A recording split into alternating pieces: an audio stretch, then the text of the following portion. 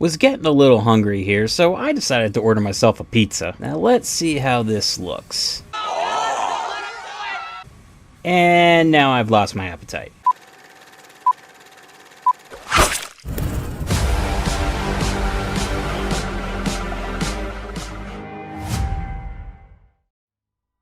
What is up, everyone? Welcome back to my look at the Nightmare on Elm Street franchise. Today, I take a look at what many have dubbed the MTV Nightmare with Part 4, The Dream Master. Dream Warriors was a huge financial success, becoming one of the highest-grossing independent movies at the time. New Line Cinema was picking up steam as a movie studio, becoming a more stable company. Of course, more money meant more sequels, so a fourth installment was greenlit for Nightmare. They had somewhat of a script from Brian Helgeland, but it came right before the writer's strike, so it was said to be pretty rough. A lot of it had to be made up during the actual filming of the movie. They needed a director who was going to be able to handle making a big movie with very little to go off of. Luckily, they found Renny Harlin. The way I got involved in Nightmare on Elm Street 4 was very unusual and very complicated. I went 5 times back to New Line, pretty much unannounced. I didn't, call an assistant and make an appointment. I just would go and hang out in their lobby and go to Bob Shea's office and say, "Hi, I'm back." And he's like, "The Finnish guy, what is he doing here?" We needed a director desperately, and I knew it was going to be a huge amount of work. Mostly I would come up with the nightmares because I had an endless amount of nightmares in my memories from my childhood. He knew that he had to make the film more visual, and he had to up those stakes because we didn't have as strong a script. The 3 survivors from Dream Warriors were brought back. However, Patricia Arquette was replaced by actress Tuesday Knight in the role of Kristen. Patricia was moving on to bigger roles and didn't feel it was right to go back to horror. This time, Freddy would have a new batch of high school teens to mess with. This is also where Freddy becomes a total comedian. Renny wanted people to fear and root for him as a character, so the one-liners were ramped up. How would this flyby script and finished director fare with a franchise on top of the world? Let's find out. The movie begins with Kristen approaching 1428 Elm Street, still looking spooky as ever. She makes it down to the boiler room and gets freaked out enough to call for Kincaid and Joey to join her. What you up to? Sleeping. That's really fascinating! She's freaked out that Freddy may be coming back, but the two assure her that he's dead for good. The next morning, Kristen goes to the Johnson house to meet her boyfriend Rick and his sister Alice. At school, they're joined by tough girl Debbie, who's scoping out football jock Dan. Alice has a fantasy of telling Dan her true feelings, but she's the shy type who can never really do such a thing. The last friend to show is nerdy Sheila, who is approached by Debbie, and they manage to foreshadow their fates. You see, asthma is an inherited condition. Read a book now and then you might know something. Ew! Ew! Ew!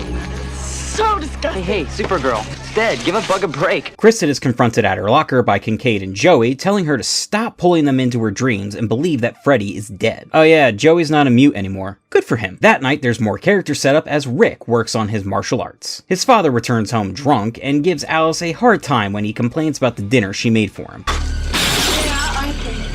I can think of how sick I am of watching you drink your life away and taking it out on me. Right. And that's how it really happened.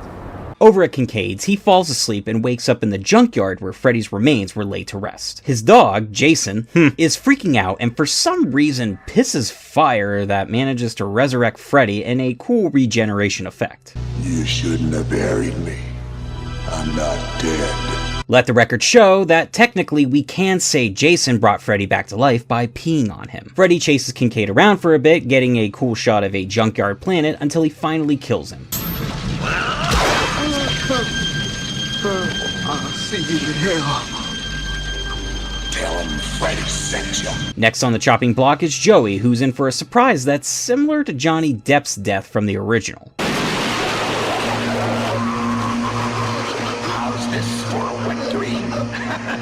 Cool. It's great to see likable characters from the previous movie get killed off in the first 20 minutes. And that's why people love Alien 3 so much. Back at the Johnsons, Alice and Rick share a nice brother-sister moment as he comments on the mirror filled with pictures, eliminating her reflection. He proceeds to give her a few tips on standing up for herself and fighting back. At school the next day, Kristen is seen having a smoke when Alice greets her, both commenting on their lack of sleep. Alice tries to remember a poem about something called the Dream Master, but can't recall how it goes. She thought it would calm Kristen down, but after she sees Kincaid and Joey are absent, she freaks out and knocks herself out. She wakes up in the nurse's office thanks to Robert Englund? I want to draw some blood. At the local diner, the Crave Inn, get it? Every kid in Springwood seems to be there, including Alice and Debbie, who work there, and Dan, who's looking for Rick. Rick does show up with Kristen, who is losing it over the deaths of Joey and Kincaid, and recruits Alice to join her to the Elm Street house for reasons. Dan comes too, who has no clue who Freddy is, so Rick is able to sum up his history pretty quickly. Kristen's nagging mom is back and drags her away from her friends and the house. At dinner, it's revealed that she slipped sleeping pills in Kristen's drink, pretty much sending her to her death. She falls asleep but imagines being in a happy place, landing her at the beach. Nothing bad can get you there.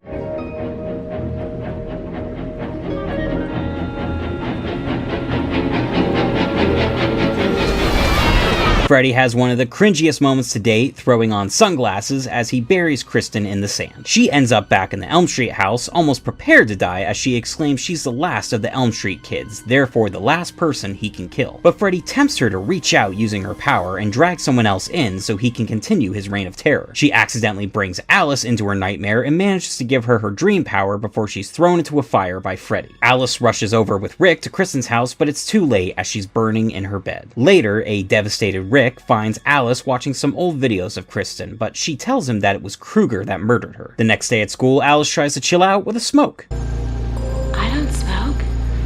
Damn right you don't. Remember, Alice, smokers are jokers. In class, Sheila, who was up the previous night studying, falls asleep at the same time Alice does. This is no good since a totally random robot hand attacks Sheila through her desk before Freddy makes an appearance and propositions the young girl. Wanna suck the face? No.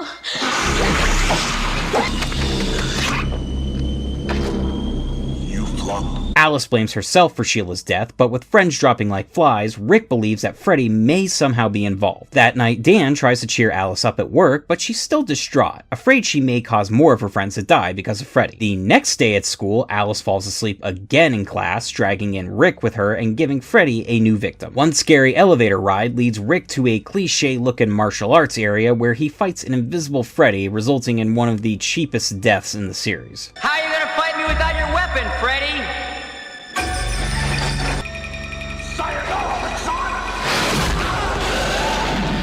God damn, this is one of my least favorite deaths. Rick was originally going to die in the elevator by falling into a huge black void, but they had run out of money to do that. Oh gee, really? Never would have suspected that after witnessing Invisible Freddy. At Rick's funeral, Alice has another daydream, this time imagining a not dead Rick trying to cheer her up. Back at her house, after removing more pictures off her mirror, Alice finds out she's mastered using her brother's nunchucks.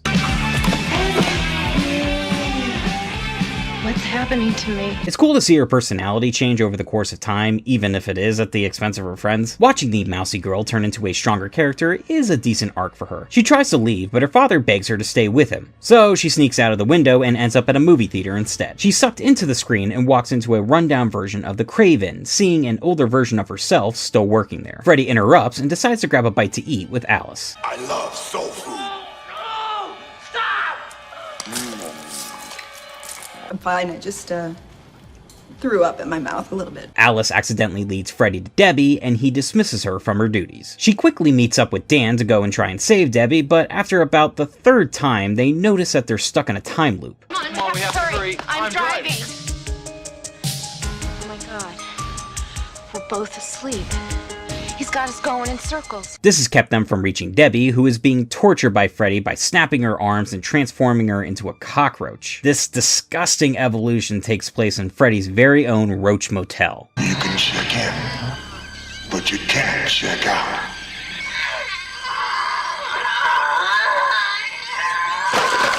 Debbie's entire death is incredibly gross and painful, but I'd be lying if I said it wasn't in my top 10. It's done very well effect-wise, displaying how painful a transformation into a cockroach is, and seeing the final product. The squish of the motel always makes me cringe too, so it's a sickeningly good death scene. Alice then receives Debbie's power, meaning they're in the dream world, but her and Dan end up in a car crash that actually happened, sending Dan to the hospital. So wait, did Alice fall asleep driving? She was already dreaming before that, hence the time loop, meaning she never actually met up with Dan, but she's driving the truck with Dan and dreaming that she's with him, but they are together in the truck because they crashed in real life and— Oh no, I've gone cross-eyed. Dan is taken to the hospital where he'll be put under for surgery. In a panic, Alice rushes home to equip herself with items that were once held by all of her dead friends in order to be prepared to fight Freddy.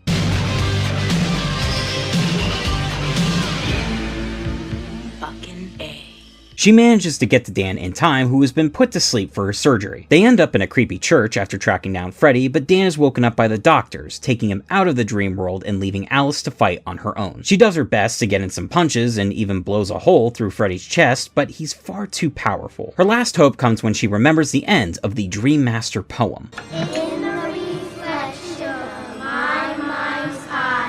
Evil will see itself. Yep, Freddy's own reflection is the cause of his demise here. Gives a whole new meaning to looks can kill. All the souls he's collected begin to tear themselves out from the inside in more gross but awesome effects. This ultimately kills Freddy as the souls are peacefully released and Alice has won the battle. Later, we see she and Dan are now a cute little couple strolling through the park, throwing a coin into the wishing fountain.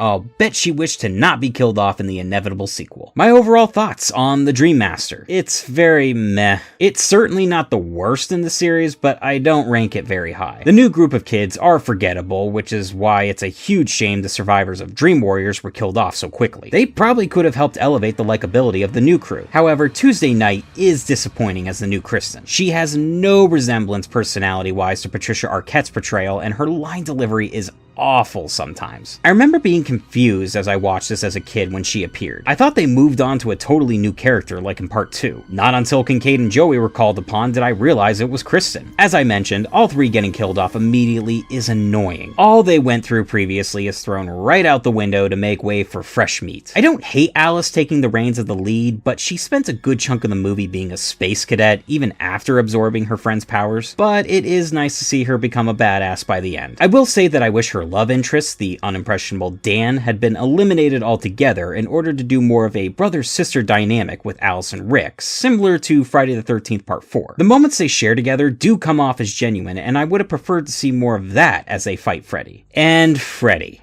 He's in no way, shape, or form scary anymore. He spends the whole time either cracking jokes or laughing insanely. I like Freddy's personality. It's what sets him apart from the rest of the silent killers, but in the first 3 films, he was able to invoke fear while being darkly comical. Now he's getting resurrected by dog piss. It's like he's become a straight-up anti-hero thanks to his comedy routines while taking out forgettable teens. His kills range from awesome to awful. There are some gross ones like sucking the life out of Sheila and of course Debbie's bug death. Good effects that are bizarre but imaginative. Then there's Rick, who gets a simple stab to the gut by an invisible Freddy. Lame. No creativity whatsoever, just a complete lack of time and money. But I have to give Rennie Harlan credit for being able to work with such a rough script and making one of the most visually appealing Nightmare movies. There are a lot of crazy set pieces and dream scenarios that are amazing to look at. I think the designs are part of the reason people refer to this as the MTV Nightmare, along with Silly Freddy and the overuse of pop songs throughout. So while striking to look at with some gross kill effects, comedian Freddy, a rough story, and good characters being killed off to make room for boring ones make this a very run-of-the-mill entry. I give A Nightmare on Elm Street 4, The Dream Master, 2.5 cockroaches out of 5. But let me know your thoughts. Do you like the new kids that were introduced? Were you okay with the Dream Warriors being killed? Are you fine with Freddy's constant one-liners, or do they bug you? And what was your favorite kill? Don't forget to subscribe and follow my Twitter in the link below. Next week, Freddy becomes a dad in A Nightmare on Elm Street 5, The Dream Child. Until next time, peace!